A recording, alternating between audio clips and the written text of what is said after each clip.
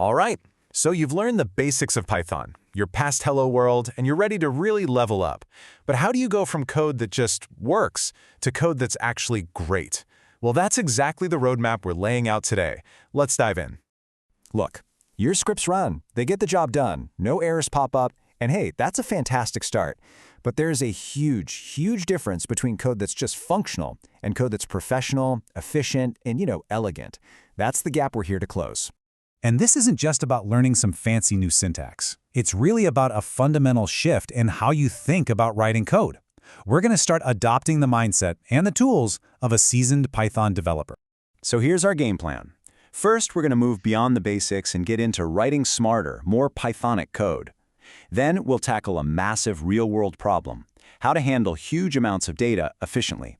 And finally, we'll cover what it takes to build applications that are truly robust, the kind that don't break under pressure. Okay, so you know your variables, your loops, your functions, you've definitely put in the work to get to this point. But to really unlock what Python can do, we need to build on that foundation. And you know what? This is totally true. One of Python's greatest strengths is how readable it is, how much it feels like plain English. It's why so many of us fall in love with it in the first place. But don't let that simplicity fool you. Because right beneath that simple surface is an incredibly powerful and versatile language. And if you want to work in cutting-edge fields like data science or AI, you absolutely have to master these more advanced concepts. That's where the real fun begins. So our first big step is learning to code the Pythonic way. This is all about using Python's unique features to write code that isn't just getting the job done, but is also clean, super readable, and highly efficient. We've all been there. Think about a simple task, like creating a list of squared numbers. A beginner might do it piece by piece. Create an empty list, start a loop, and then append each new number one by one. It works, for sure, but it's a little clunky. Now check this out. On the right, we have the Pythonic way, a list comprehension. It does the exact same thing, but in a single expressive line of code. This is a perfect example of writing smarter, not harder. It's concise, it's easier to read once you know it, and it's actually more efficient. Next up, let's talk about decorators. Imagine you have a function, and that function is like a gift. A decorator is like the wrapping paper. It adds something extra. Maybe it logs when the function runs or times how long it takes, all without actually changing the gift inside. It is a super clean way to extend what a function does without cluttering its code. Okay, so we're writing smarter code now. But what happens when you apply that smart code not to a tiny list, but to a massive data set? Well, this is where raw performance and efficiency become absolutely critical. Just imagine you need to process a single log file that's 10 gigabytes in size. For most of our computers, that is way too big to just load into memory all at once. So, what do?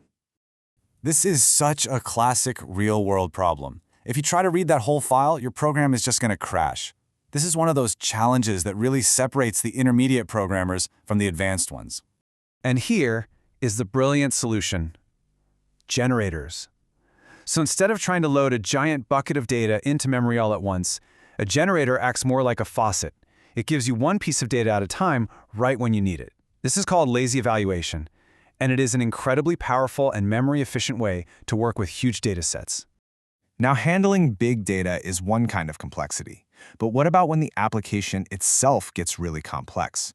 This is where you need a better way to structure everything. And that brings us to Object-Oriented Programming, or OOP. It's a really powerful way to build modular and reusable code. OOP is really built on 4 core ideas. We won't go super deep right now, but here's the gist. Inheritance lets you create specialized things from general ones. Encapsulation bundles data and the functions that use it together safely. Polymorphism lets different objects be treated in the same way. And abstraction hides all the complex details, showing you only what's necessary. Mastering these is pretty much the bedrock of modern software design. All right, we're on to our final section. We've written smart code, we've handled large data. Now, how do we make sure our application is reliable, optimized, and easy to maintain down the road? The crucial thing here is understanding what's happening under the hood. This means getting familiar with how Python manages memory, things like garbage collection, and, really importantly, mastering automated testing to catch bugs before they ever get to your users. And I really can't stress this enough. Writing tests isn't some optional chore for professional developers. It is a core part of the job. It is your safety net. It makes sure that when you add a new feature or fix a bug, you don't accidentally break something else in the process. And there you have it. That's your roadmap from good to great. It's a journey that starts with writing elegant Pythonic code, then moves on to mastering performance with huge data sets, and it all culminates in building reliable, well-tested applications. So, we've laid out the path for you. The concepts we've talked about, from list comprehensions and generators all the way to OOP and testing, these are the keys to unlocking your full potential as a Python developer.